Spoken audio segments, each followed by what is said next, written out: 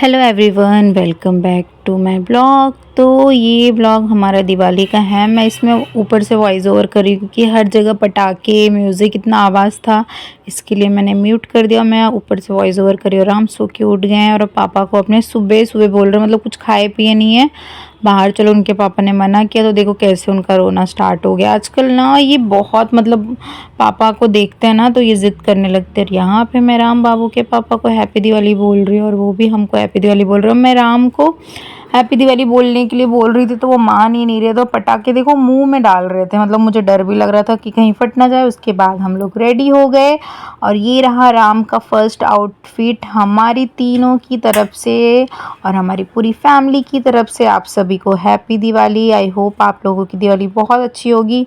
यहाँ पे मैं और राम बाबू आज राम बाबू देखो कैसे यहाँ ये साइड करके बैठे और हमारी मैचिंग हो गई है। और हम यहाँ पे मार्केट जा रहे थे क्योंकि राम बाबू की बुआ उनके पापा के लिए कुर्ता लेके आई थी जो कि साइज़ में बड़ा हो गया, क्योंकि राम बाबू के पापा आजकल पतले हो गए हैं। वो डाइटिंग कर रहे हैं, डाइटिंग क्या मतलब थोड़ा ध्यान रखते हैं अपना खाने पीने का, तो वो पतले हो गए हैं। उसके बाद राम को दिखी गैया और राम गैया के तो दीवाने हैं, ऐसा हो ही नहीं सकता। डेली राम हमारी बिल्डिंग के यहाँ से डेली गाय जाती है तो राम हमेशा उनके पास जाते, तो वही वो रास्ते में दिखी क्योंकि वही टाइम था। तो यहाँ पे राम रो रहे थे गैया के पास, तो हम अपनी बाइक रोक के और सबसे पहले राम को गैया के पास लेके गए। राम ने उनको चारा खिलाया और राम गाय भी अभी राम को पहचानने लगी है, सो वो उनको देख के इतना कुछ वो रिएक्ट नहीं करते कि गुस्सा हो। और राम उनको बहुत प्यार से देखो यहाँ पे छू रहे हैं, बट वो पहचानते हैं तो राम को देख के उन्होंने कुछ ऐसा अनजाना से रिएक्ट नहीं किया। बट राम बाबू के पापा डर रहे थे थोड़ा कि वो राम को मार ना दे। उसके बाद वो जा रही थी तो राम यहाँ पे देखो कैसे रो रहे हैं कि नहीं मुझे गैया के पास जाना है। मतलब वो उनका डेली का है, खेलने के बाद वो रोते ही हैं क्योंकि उनको जाना ही नहीं रहता। फिर यहाँ पे मैं राम को बता रही थी कि गैया अपनी मम्मा के पास गई तो वो थोड़ा शांत हो गए थे क्योंकि हम बाइक पे थे ना, तो उनका थोड़ा दिमाग डाइवर्ट हो गया तो वो शांत हो गए थे। फिर भी वो बार बार उनको याद आ रहा था कि गैया, तो वो बीच बीच में पूछ रहे थे। उसके बाद हम पहुंच गए यहाँ पे कुर्ते की दुकान पे। यहाँ बहुत क्राउड था यार क्योंकि ये दिवाली का ही दिन था।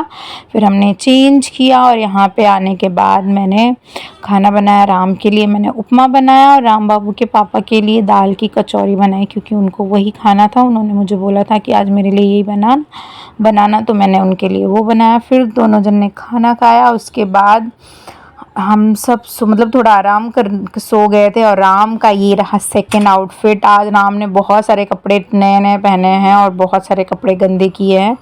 फिर यहाँ पे हम राम को रेडी कर रहे हैं क्योंकि मैंने तो सबके लिए कपड़ा लिया लेकिन मैं मेरे कान्हा जी के लिए कपड़ा लेना भूल गई थी। तो ऐसा कैसे हो सकता है, दिवाली के दिन सब नए कपड़े पहने वो ना पहने।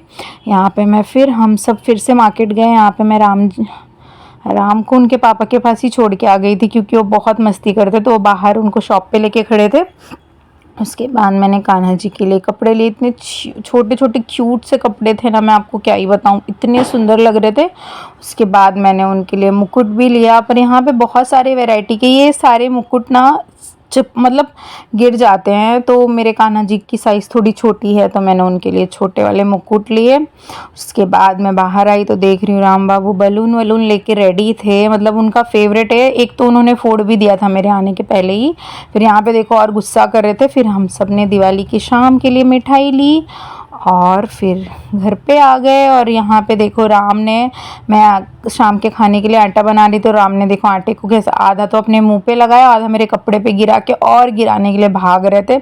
उसके बाद मैं रंगोली बना रही थी। यहाँ पे मैं राम को बता रही थी कि आप नहीं थे तो मैं बहुत अच्छे से रंगोली बनाती थी, बट अभी देखो मैं फुल से ही काम चला रही हूँ। बट राम ने वो भी बिगाड़ दिया, मतलब उनको वो भी बर्दाश्त नहीं हुआ। पर ये दिवाली मेरी सबसे अच्छी दिवाली है क्योंकि राम मेरे साथ हैं।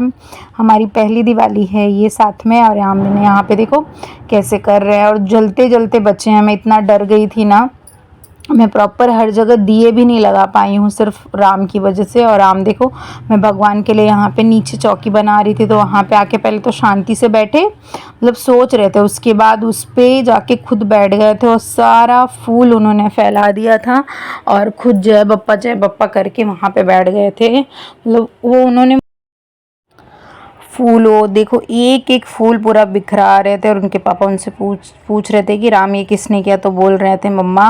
और उन्होंने मुझे मतलब पूजा करने ही नहीं दिया नीचे, इसके लिए मैंने फिर ऊपर बाद में बना लिया था जहाँ पे उनकी हाइट पहुँच ना सके कि वहाँ पे हम लक्ष्मी पूजन कर लेंगे। और उसके बाद देखो यहाँ पे ढोल लेके आ गए थे बजाने के लिए, क्योंकि पूजा स्टार्ट हो गया था। उनको ये सब ना गणपति से ये सब चीज़ों के बारे में पता चल गया है कि जहाँ पे पूजा होता है वहाँ पे ढोल बजते हैं। और अभी जस्ट मैंने झाड़ू पोछा किया और आप घर की हालत देखो राम ने कैसे की है। मतलब इन्होंने पूरे घर में ऐसे फूल बिखरा के रखे थे और उनके पापा पूछ रहे थे किसने किया, तो बहुत क्यूटली बोल रहे थे मम्मी ने। और उसके बाद यहाँ पे मैं रेडी हो गई हूँ और राम बाबू के पापा मुझे सिंदूर लगा रहे थे। मैंने उनको बोला कि लगा दो मुझे, तो उन्होंने लगाया। और उसके बाद यहाँ पे देखिए हम राम बाबू को रेडी कर रहे थे। राम बाबू को रेडी करना बहुत बड़ा टास्क है।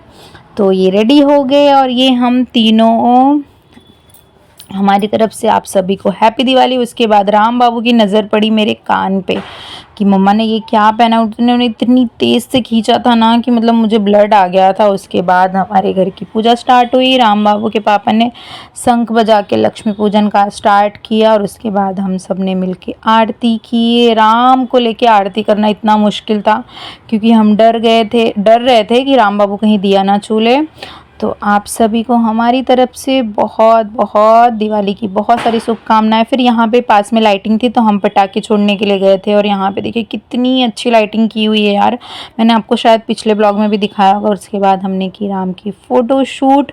हमें जाते जाते बहुत लेट हो गया था क्योंकि राम बाबू की बुआ को थोड़ा कुछ काम था, इसके लिए हमें लेट हो गया था। उसके बाद हम पहुँचे, उसके 10 मिनट के बाद ही लाइटिंग बंद हो गई थी। तो फिर हम घर पे आए और यहीं पास में ही थोड़ा सा हमने गार्डन था तो हमने पटाखे छोड़ लिए। उसके बाद ये देखिए राम बाबू फिर से, राम बाबू के चाचा उनके लिए पटाखे लेके आ गए थे बहुत सारे, तो वो इतने एक्साइटेड हो गए थे। फिर मैंने राम को मतलब कि उनको जाना ही था नीचे, वो लेके पूरे बैठ गए थे। फिर राम बाबू को मैंने खाना वाना खिलाया। फिर यहाँ पे राम बाबू रात को नीचे गए और हमने बहुत सारे पटाखे बजाए।